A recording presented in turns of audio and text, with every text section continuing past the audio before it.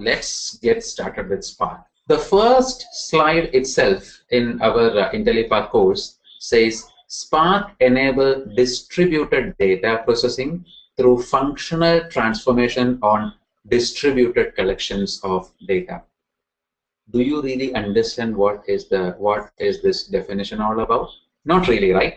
Because we really don't understand definitions whichever is copied from Wikipedia or from the company's official website or something like that, right? And who has created this definition? This is by the company called Databricks. Spark started as an open source project, right, with the University of Berkeley, right? So Spark actually came as a byproduct. So Mesos was the original project. Okay, so basically what is Mesos? It's a cluster manager. So a group of people from the University of Berkeley was trying to create a new cluster manager. Okay, what do you mean by a cluster manager?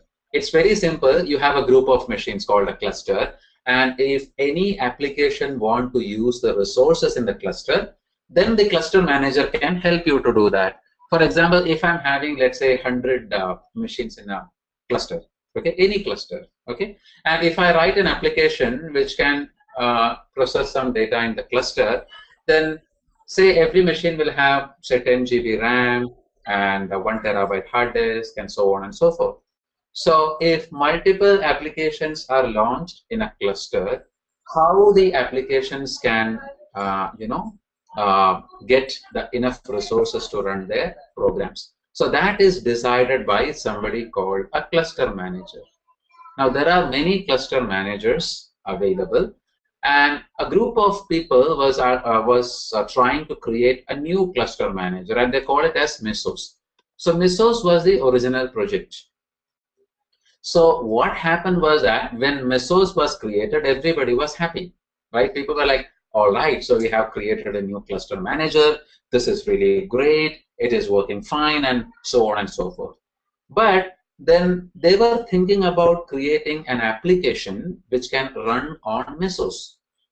So somebody asked this group of people, hey, can you demonstrate this cluster manager called Mesos? So obviously, if you want to demonstrate the cluster manager, you need an application, right? So the same group was trying to create an application which can be, which can run on this Mesos, and thus came Spark.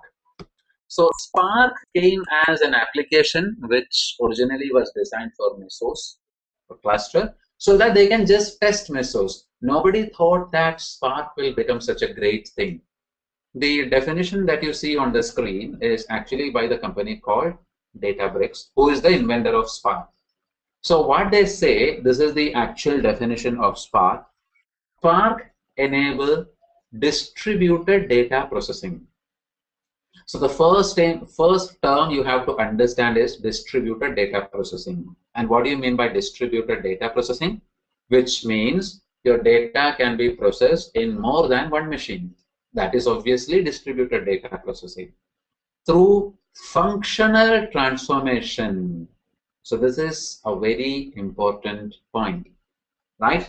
The programming that you are doing in Spark is functional programming, right? If you look at a programming language, so you will say that, okay, this is following object-oriented programming style, right? So there is another programming style called functional programming style, right? So what is the idea behind functional programming languages or functional style of programming is that you get a lot of built-in higher order functions to use. So Spark also does the same. So you will see that as we start programming on Spark, whatever you want to do in Spark, already the functions are available. You don't really have to write anything. This is very, very interesting because, say for example, let me get it this way. If I ask you to create a Java program, okay, so I'm asking you, hey, can you write a Java program to do something, some whatever application? What you have to do, you have to start from scratch. You will say public static void main, blah blah blah, your variables, your loop, and all the nonsense you can bring into a program. So what is the problem? First of all, the program becomes very, very complex, right? Second, it is very difficult to debug. The number of lines are very high, and everything you have to hard code. So in a typical Java program, if you have to write a function, you have to write it. There is no easy way. You just write it, right? But in functional programming, what we do is that we kind of reuse the functions which are already written. And Spark is a classic example. So you will soon see that when you write programs in Spark, you will see that you will tend to use built-in functions. It is very rare that you will define your own functions in Spark. It's very rare. Actually, it is never used, I can say. For most of the logic that you want to apply, there will be a function available so that you don't have to create functions or define functions, etc. So what is the advantage you are getting? Your code will be very, very short.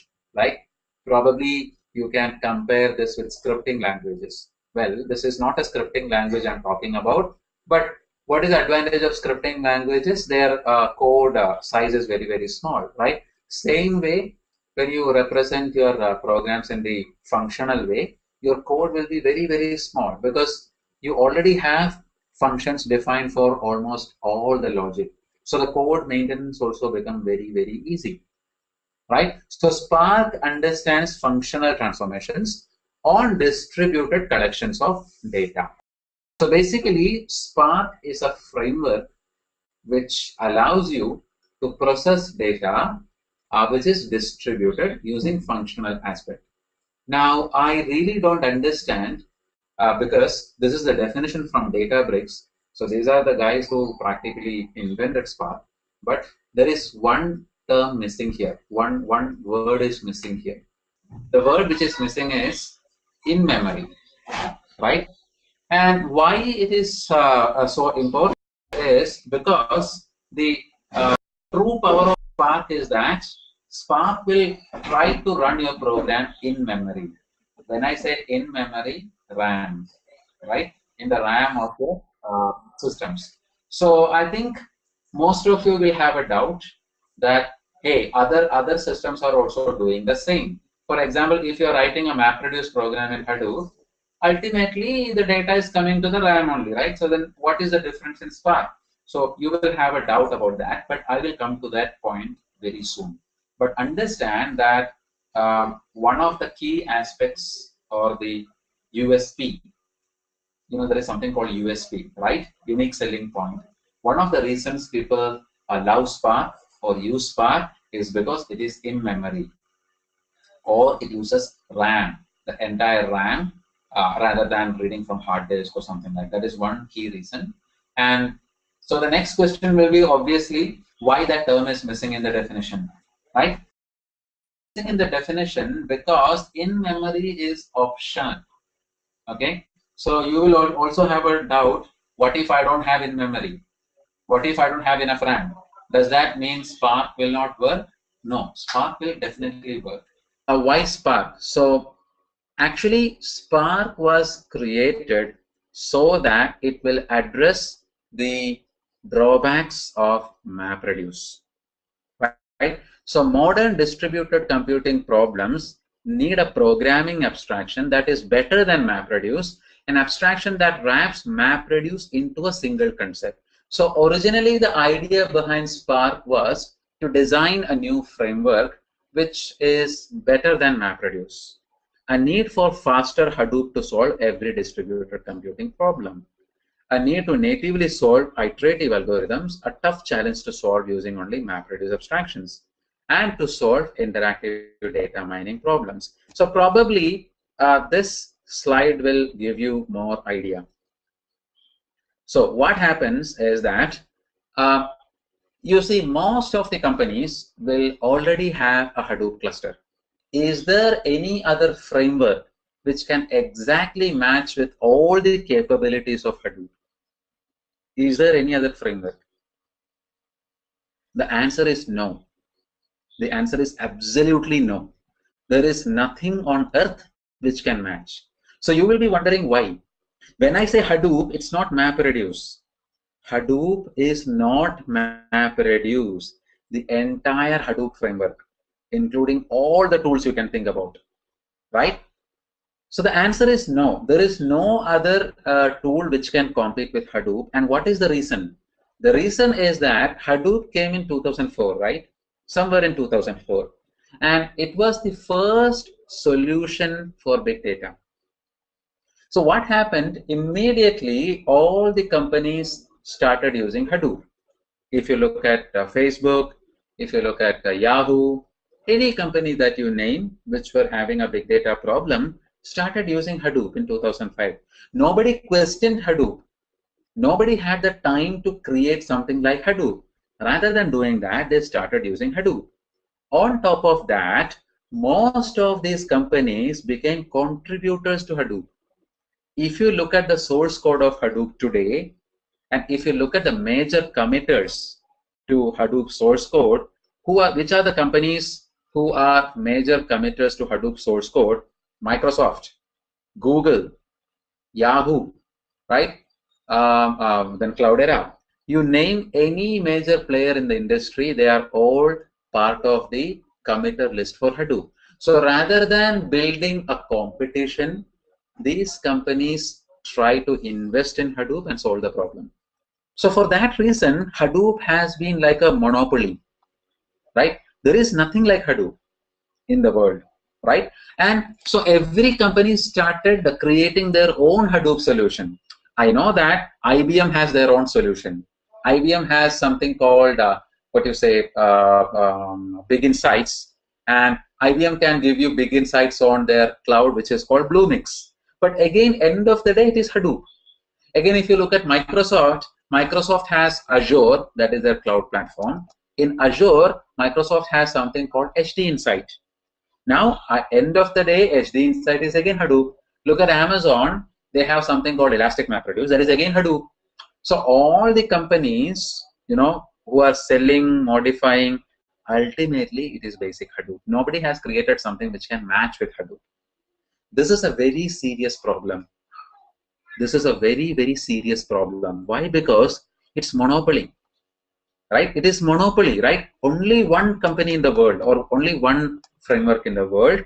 So that is what I'm saying. Somewhere from 2004 to 2013, Hadoop has ruled the entire big data industry. Entire industry. There was not even a single competition for Hadoop. And the first ever competition is from Spark. Yeah, that's what I'm saying. So the first competition to Hadoop in the world is Spark.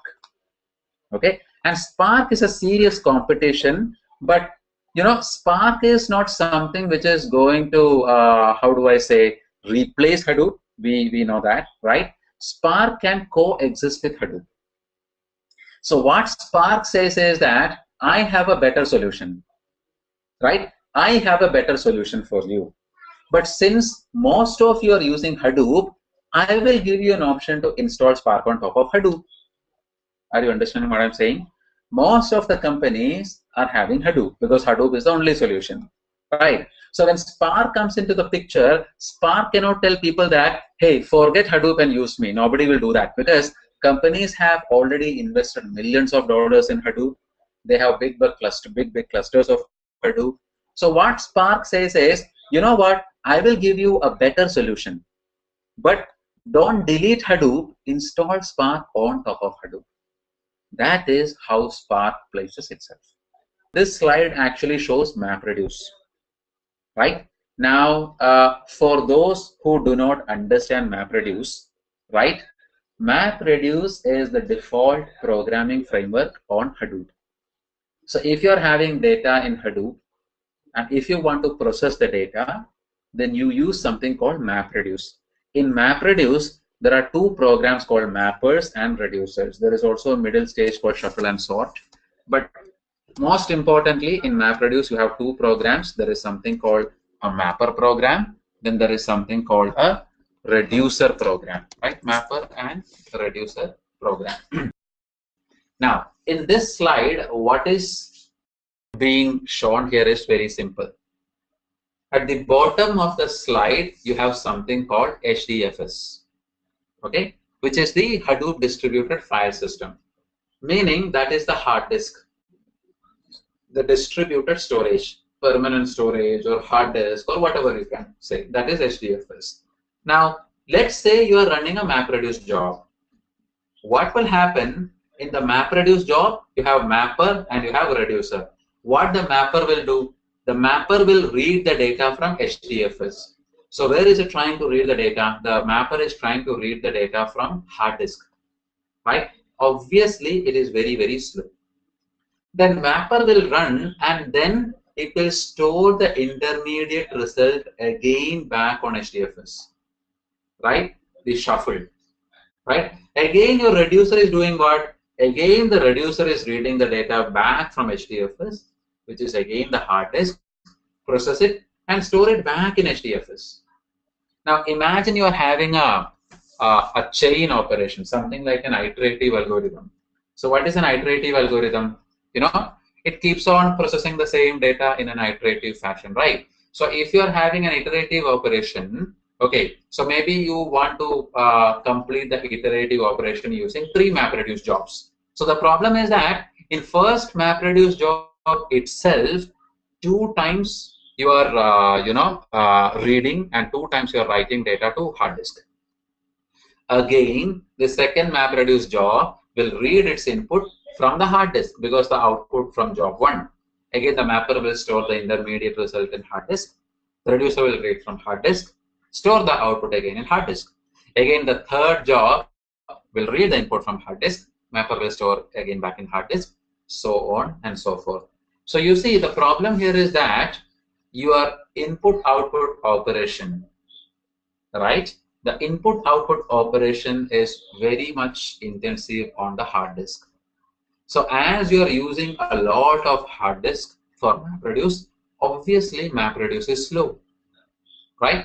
Mapreduce is really, really slow for these kind of operations. The typical use case is that if you are running iterative operations, okay? So when you are running things like iterative operations, to accomplish the result, you might have to chain the mappers. Maybe you have to run 5 Mapreduce jobs, 10 Mapreduce jobs to get the final output.